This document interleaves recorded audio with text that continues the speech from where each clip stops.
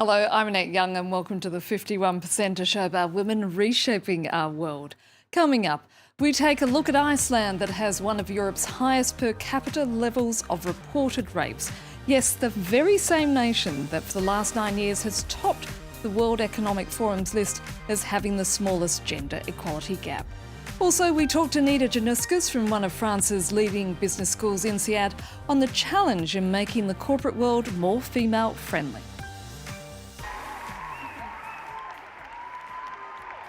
And cheers for the first woman to publicly perform solo at a concert in Saudi Arabia. Still, the audience was made up of women only.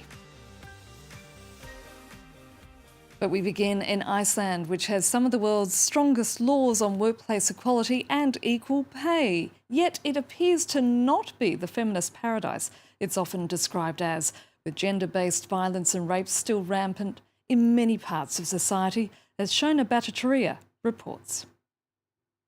Iceland for women is reported to be as good as it gets. It's the best performer in the World Economic Forum's Gender Gap Index and has been for the last 9 years. But the index has a major flaw. It doesn't measure gender-based violence. Sometimes they say that if you have some sorts of gender-based violence, that's always going to mean that you won't have equality between men and women. According to Eurostat, Iceland has one of the highest rates of reported rape per capita in Europe. A 2010 study revealed 30% of Icelandic women between the ages of 18 and 80 say they've been physically attacked by a man at least once. 13% reported being victims of rape or attempted rape. To tackle the issue, students in high schools around the country are discussing gender-based discrimination. The aim is to make them, to get them to realize where the discrimination is, how to react on it. It's also to empower them to take action against the harmful messages that they're getting. In Iceland, home to the world's first elected female head of state, the recent Me Too hashtag brought out stories of harassment in all sectors of society, like elsewhere. Here, however, women politicians also joined the conversation, with over 100 of them publishing accounts anonymously online. There are stories about ministers ogling female politicians behind when the members are going into the podium to deliver speeches. So this is happening here as well, and that's something we have to address. The revelations come just weeks after the previous Icelandic government was forced to resign. It was revealed that the Prime Minister's father had written a letter to allow a friend and convicted pedophile to regain some of his civil rights. The practice is called restored honor. Critics say it goes hand in hand with the justice system's rare and light sentencing of sexual crimes. Now, 50 years ago, one of France's leading business schools, INSEAD, made a rather radical move. It admitted women to its MBA program. Since then, more than 7,000 women have graduated from the school, which is recognised for its international and diverse student base. But given the conservative nature of the corporate world, just how much has it changed? Or more importantly, how much does it still need to change? Joining me now in the studio is Nida Januskis, an Associate Dean of Advancement at INSEAD. Nida, thank you so much for coming in. It's hard to believe, isn't it, that half a century has gone by since those women first walked into the campus at INSEAD. If we look at corporations now, however, 50 plus years on, women are still vastly underrepresented in positions of leadership and management. That must be very disappointing for you and your team. I think it is disappointing, but it's also, I think, I'm hopeful in one way. We've been dealing with a society of, hundreds and thousands of years with gender bias, right, against women. And I think that that's part of our values and norms right now. But there's a movement happening, and we're at a tipping point, and that's changing. And I think if you look at the INSEAD classroom 51 years ago, there were no women when you entered the room. But just 1 year later, we had 2 graduates already. And then 15 years ago, we have 100 graduates. And today, we're celebrating actually 360 women who are graduating, which takes us up into the top 3 business schools of women graduating from MBA programs, which is very significant. So we're feeding that pipeline of senior leadership. But at the same time, when you look at just France, for example, just the CAC 40, there's one female CEO currently representing. And CAC 40, of course, being the top 40 French companies. And that itself is an extraordinary figure, just one woman CEO. That's right.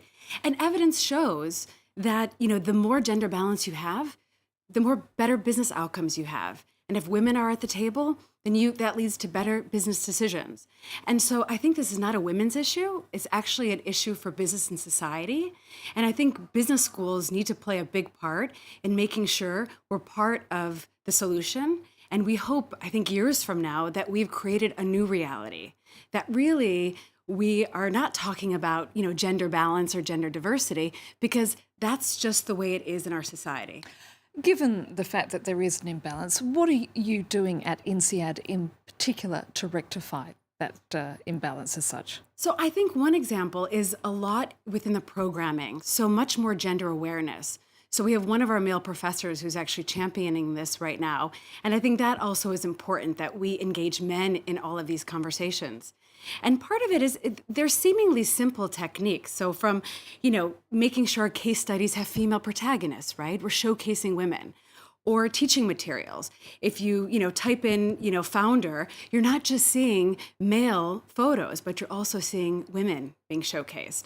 Or you're inviting women guest speakers so that we really start to normalize that female leadership.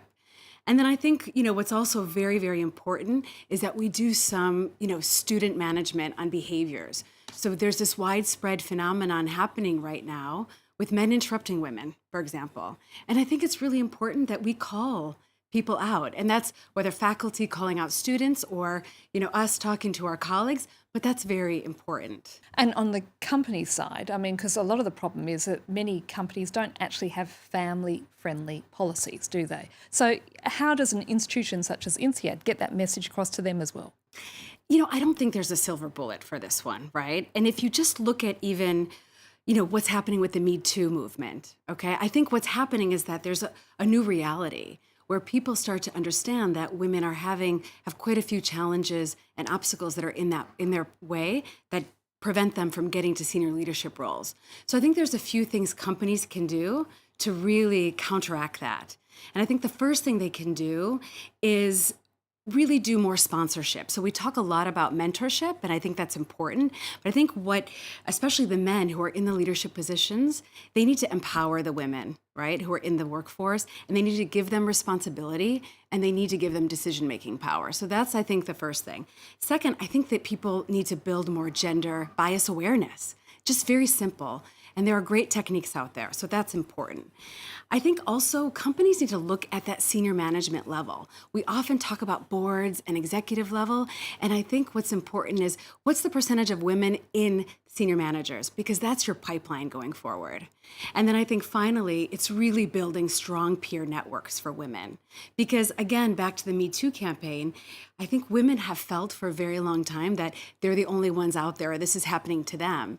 And actually, it's happening to a lot of women. So if we can connect them to one another, it becomes more about Me Too and moves more towards us too. And I think that can be very powerful. Nida, thank you so much for coming in and talking to us. Thank you for having me. And from allowing women to drive to the lifting of a decades-long ban on cinemas, the ultra-conservative Saudi Arabia seems to be slowly on the road to reform. The country has even allowed a female singer to perform solo at a public concert for the very first time in the nation's history. Having said that, only women were allowed to attend. Erin Agonki has more. Massive social reforms are transforming Saudi Arabia, one of the world's most conservative countries.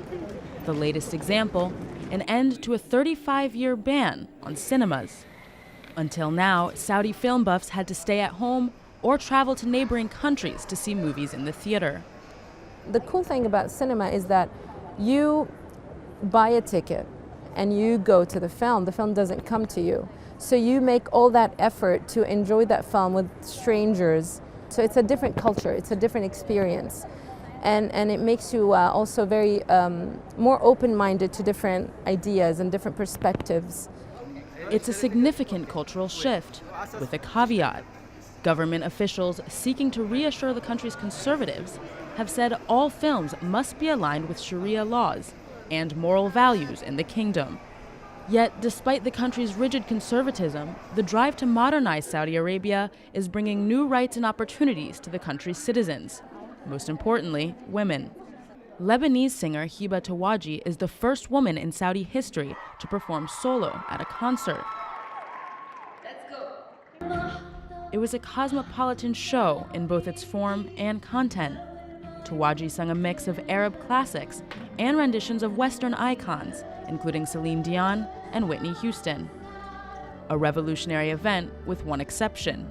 Keeping in line with a general rule of gender segregation, the concert was for women only. Nonetheless, it was the latest example of the country's push to ease some of its restrictions on women. In September, King Salman issued a royal decree, finally giving women the right to drive. And finally, for all of you out there who are still shy about using the word, feminism has been named Word of the Year by the American dictionary Merriam-Webster. It says it's seen a 70% increase on online searches for the word in 2017 compared to the last year. The largest spike in searches came in the last weeks of January following the Women's March in Washington, D.C., and then again following the revelations about Hollywood movie mogul Harvey Weinstein's alleged sexual harassment of women, leading, of course, to the hashtag #MeToo campaign. And that's it for now, and you can connect with us via our Facebook page, that of course being France24.51%, or do send us a tweet at _51%. Thanks for your feedback so far. And yes, please do keep those comments and suggestions coming in. So until our next show, bye for now.